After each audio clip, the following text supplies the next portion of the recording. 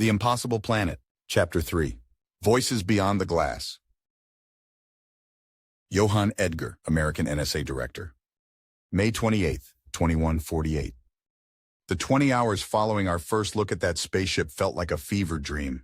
Emergency meetings blurred together as I went over the same information again and again. Every few minutes in a briefing room that increasingly smelled of sweat, the president had to take another call from one of our allies, demanding what little information we actually possessed.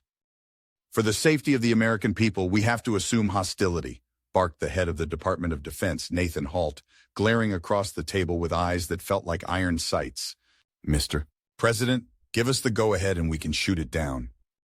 President Stein, if these extraterrestrials can cross interstellar distances, I'm not sure how effective our weapons would even be, blurted the head of NASA, Seth Aldridge, smoothing back his disheveled brown hair as he spoke. We have no way of knowing what they're capable of. If they've come in peace and we shoot them down, it's an act of war. President Drake Stein was not a man I was used to seeing shaken. Usually his voice never sounded more concerned than when it was carrying the question, how is this going to affect my re-election? Now I could tell there was a much more important issue on his mind. Whatever happened in this boardroom today would echo through the history of mankind for as long as we lived, which, if he made the wrong choice, might not be very long at all. Do we have any idea what they want? He sighed, the bags under his eyes pronounced from lack of sleep. No, sir, I shook my head, the sheer weight of our situation making me crave a cigarette for the first time in 10 years. They haven't broadcast any demands yet. If they understood our language, they likely would have used it in their message, NASA's director explained. If nothing else, I highly doubt they're here for war. What makes you say that? The DoD head growled, more a challenge than a question. Pausing to take a gulp of his third energy drink since sitting down, the NASA director gestured with his free hand toward the image in front of the projector. They only brought one ship and they haven't fired any weapons yet. If they were just here to kill us, chances are we'd already be dead. President Stein cleared his throat, instantly silencing us as we deferred to whatever he was about to say. However, before he could state his conclusion, the phone on his desk began to ring. When he picked it up, I half expected to hear the aliens themselves. Instead, it was the United Nations Secretary General. The European Union is calling for an emergency summit to discuss the signal, Secretary General Vassell began, the soft authority in her voice crystal clear even over the phone. While most of the UN's power remained symbolic, Alice Vassell was one of the few people I knew who could talk in a way that made the world's most powerful people listen. No individual action is to be taken by the United States or other nations to contact or neutralize this vessel until we have convened for a direct discussion. Hearing this, Halt looked like he was about to blow a gasket. She has no authority to make such demands of us, he began as soon as Stein had put down the phone. We cannot afford to waste time on a summit with the toothless UN. This issue affects the safety of Americans and therefore we have the right to respond as we see fit. I'm going to the summit, President Stein concluded, ignoring the Warhawk's posturing. Halt. Get us to DEFCON 3 and tell Space Command to raise orbital tracking status. Aldridge, contact Lenfield. He's going to meet me and Edgar at the summit in New York. Yes, Mr. President, Aldridge replied, the same words then repeated somewhat begrudgingly by Halt.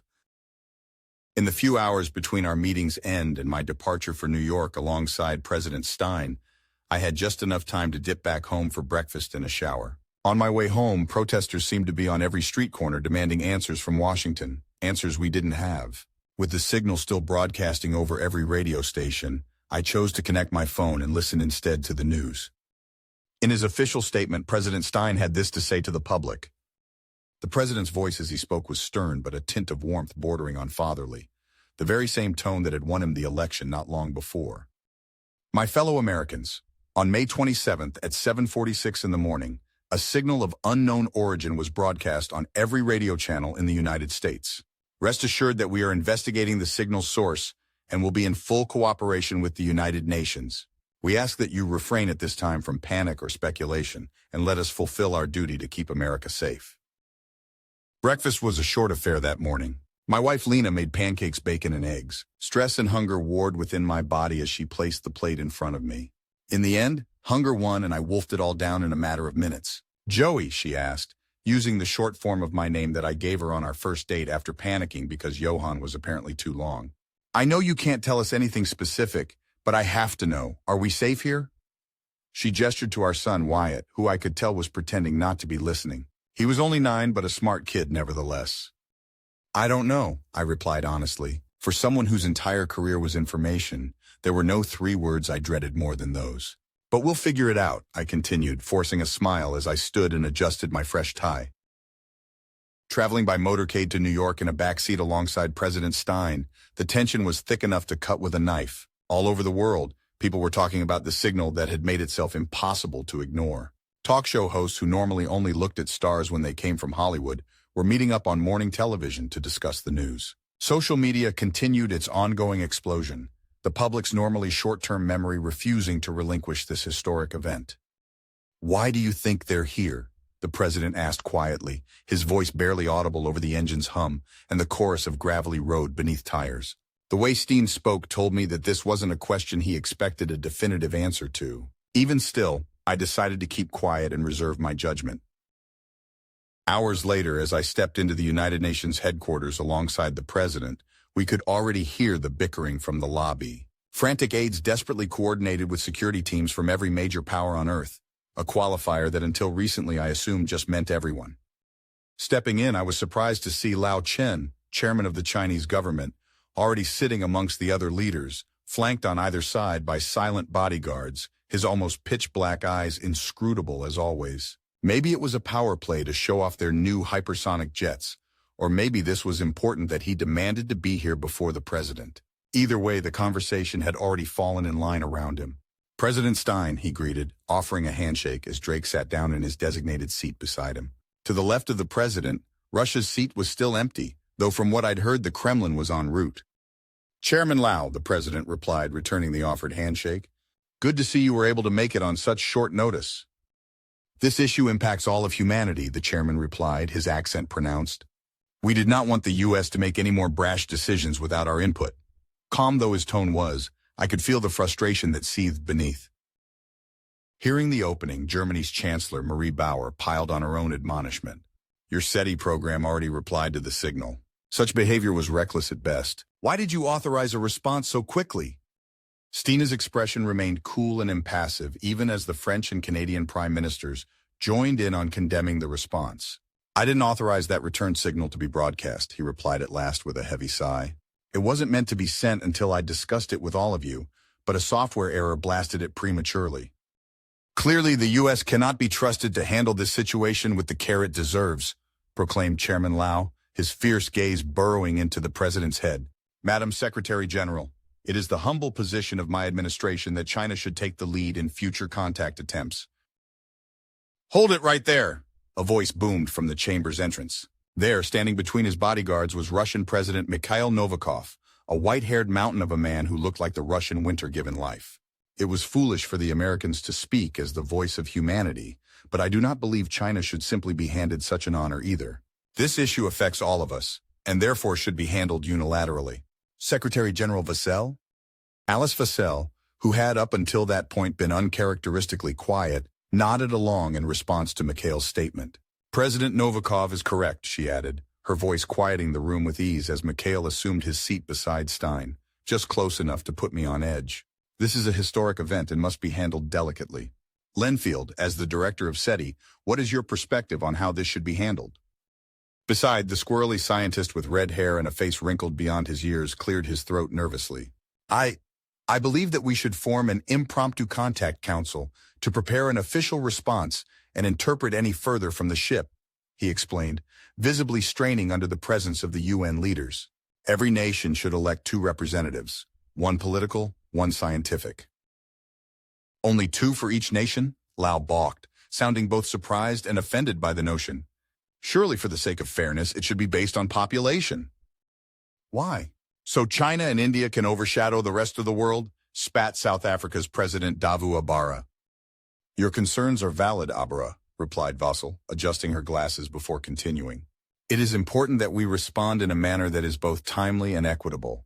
I therefore agree with Lenfield's position of 2 representatives per nation. Hearing this, Abara visibly relaxed, the tension and outrage in his posture transferring instead to Lao. This is outrageous, the chairman barked, slamming his open palm down onto the table. My duty is to represent the interests of China, and I will under no circumstances support such ludicrously lopsided representation. Either we base this on population as we should, or I veto it. It took all my willpower to keep a neutral expression as the meeting rapidly devolved from decorum to disaster. Leaders began to speak over each other as Vassal slammed down her gavel in a fruitless attempt to garner silence from the lot. President Stein repeatedly attempted to calm the tension, but each time he was interrupted either by Novikov, Chen, or even Abera. The message hit my earpiece at the same time as it did many others throughout the room. Linfield's eyes went wide as he checked the notification on his cell phone. Leaning down toward Stein, I whispered into his ear just loud enough to cut through the room's noise at a close range. A new signal is being broadcast. It looks like an encrypted video channel.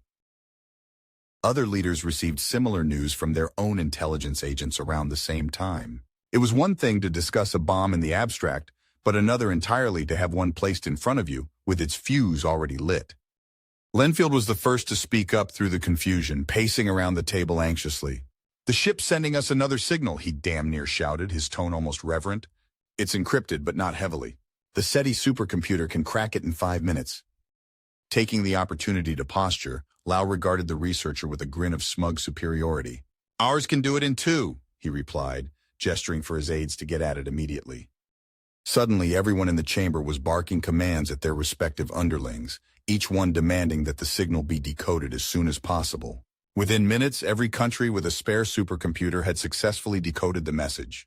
All that was left was to reply. One by one, world leaders were handed tablets and laptops with the decoded signal. Lau was first, a fact he clearly took great pride in.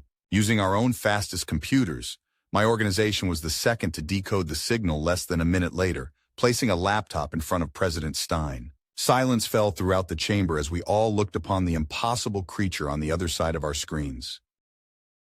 What stared back at us wasn't the little green men or grays of popular culture, but rather something that resembled a centipede made of crystal. Faint colors shimmered beneath its glassy exterior like the hot glow of a living furnace. I could tell it was big by the way it moved, slow and deliberate, like a statue given will. 2 sets of claws protruded from the segments of its body leading up to the head. The lower pair looked like the result of a dalliance between a lobster's claws and a piece of construction equipment, easily large enough to wrap around a grown man's torso, and no doubt accompanied by the crushing force to shear through bone. The upper claws were considerably less brutal-looking, each bearing 3 pincers with which it tapped upon the console in front of it.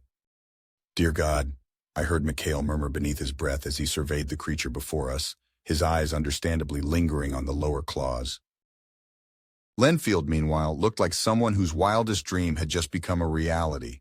I could see the way his gaze took in every detail of the entity before us, no doubt already theorizing on the environment they'd originated from. "It's beautiful," I heard him whisper. For a second, the creature's mandibles clicked as it regarded us, a gesture that made Bauer and Lau recoil slightly, as though afraid it might snatch them through the screen. Then after a short hiss, it reached down with the delicate claws and typed something onto the crystalline keyboard in front of it. We heard it speak,